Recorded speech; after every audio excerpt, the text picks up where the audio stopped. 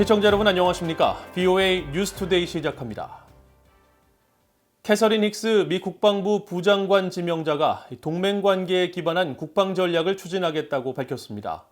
특히 한국 등에 대한 확장 억제는 동맹관계의 핵심이라고 강조했습니다. 첫 소식 김동현 기자가 취재했습니다. 힉스 국방부 부장관 지명자는 2일 상원군사위원회가 개최한 인준 청문회에 출석해 핵 억지력의 중요성을 강조했습니다.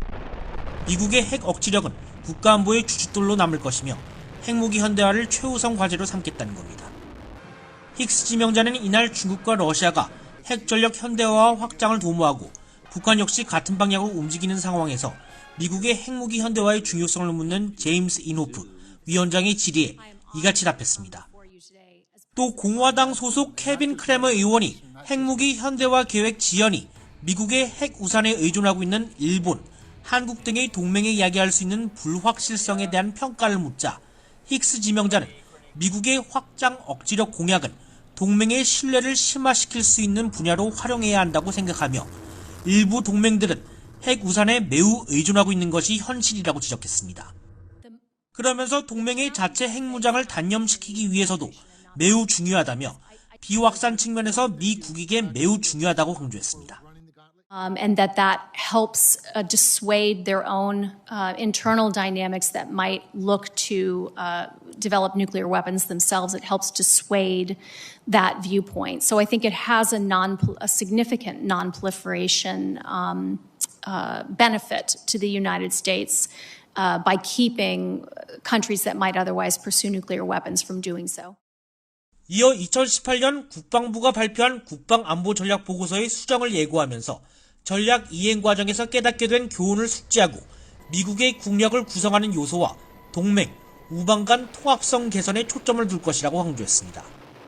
힉스 지명자는 전 세계에 걸친 위협에 효과적으로 대처하기 위해 미국은 동맹의 방위 부담 분담은 중요하다면서도 전술적 차원의 문제가 동맹의 전략적 가치보다 우위에 놓여서는 안 된다고 밝혔습니다.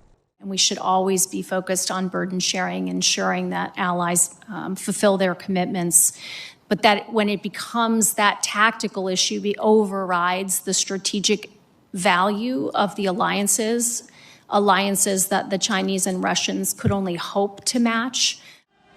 이날 청문회에서는 북한에 대한 직접적인 언급은 없었지만 힉스 지명자가 제출한 서면 답변서에는 북한의 핵 위협에 대한 본토 방어와 우주 역량에 대한 평가를 밝혔습니다.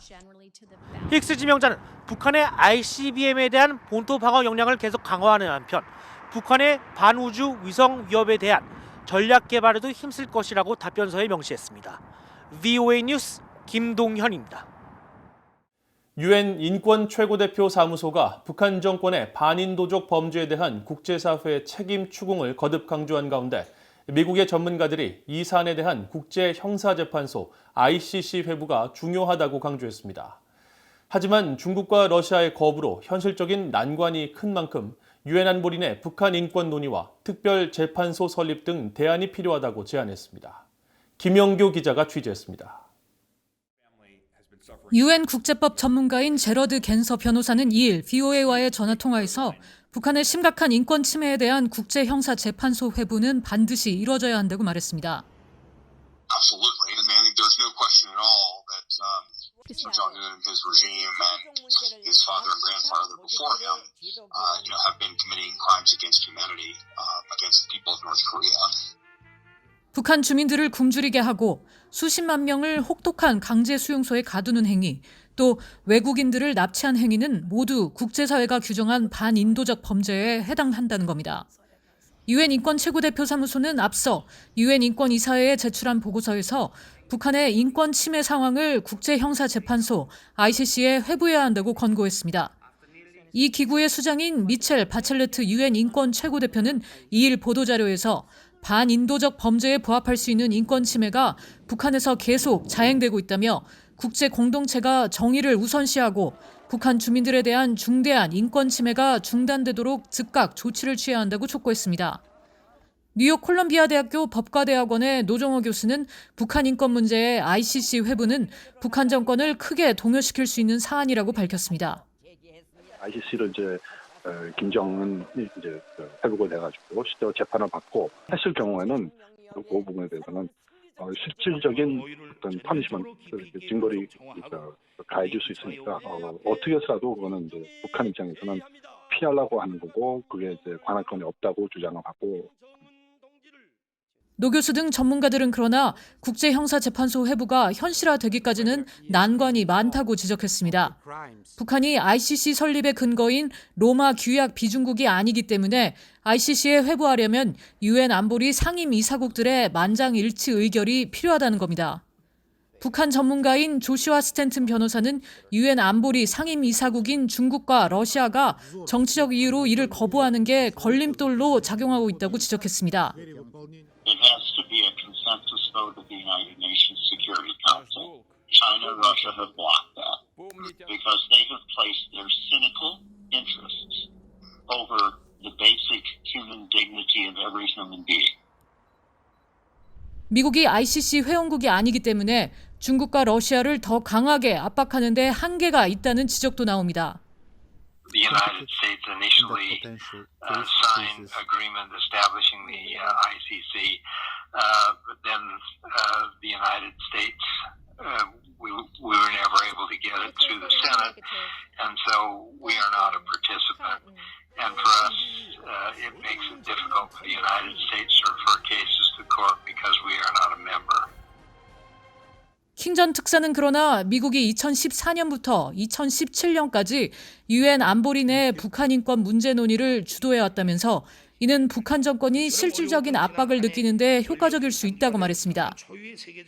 전문가들은 또 국제적 차원의 임시재판소나 특별조사단 구성을 제안하면서 이 같은 방법이 법적인 구속력은 약하지만 기본적으로 압박 수단이 될 수 있기 때문에 현실적으로 거의 유일한 대안일 수 있다고 지적했습니다. VOA 뉴스 김현경입니다.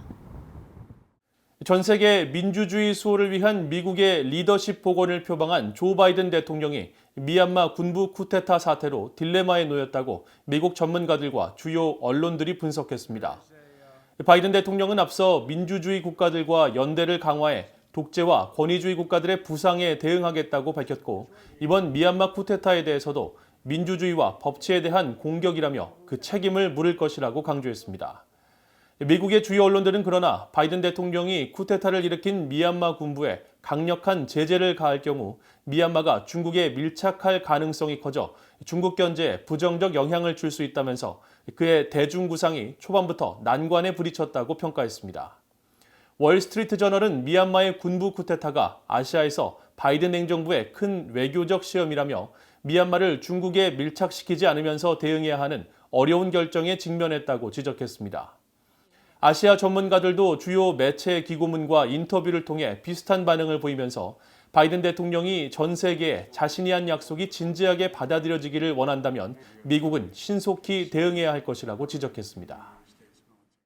한국 국방부가 새 국방백서에서 일본의 비판적인 내용을 담은 데 대해 일본 정부가 공개적으로 항의했습니다.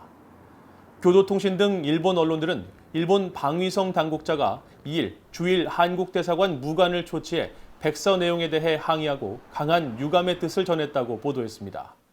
한국 국방부는 앞서 발표한 2020 국방백서에서 일본 정치 지도자들의 독도 영유권 주장과 지난 2018년 일본 초계기의 한국 함정에 대한 근접 위협에 대해 일본 정부가 사실을 호도하는 일방적 언론 발표로 한일 양국 국방관계가 난항을 겪었다고 밝혔습니다.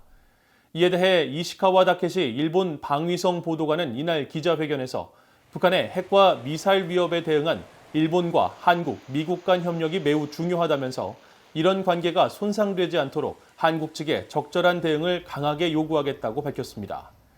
일본 주요 언론들은 한국이 국방백서에서 일본에 대해 지금까지 써왔던 동반자란 단어 대신 이웃 국가로 표현한 것은 대일 관계에 대한 한국의 인식이 후퇴하거나 격화된 것이라고 평가했습니다.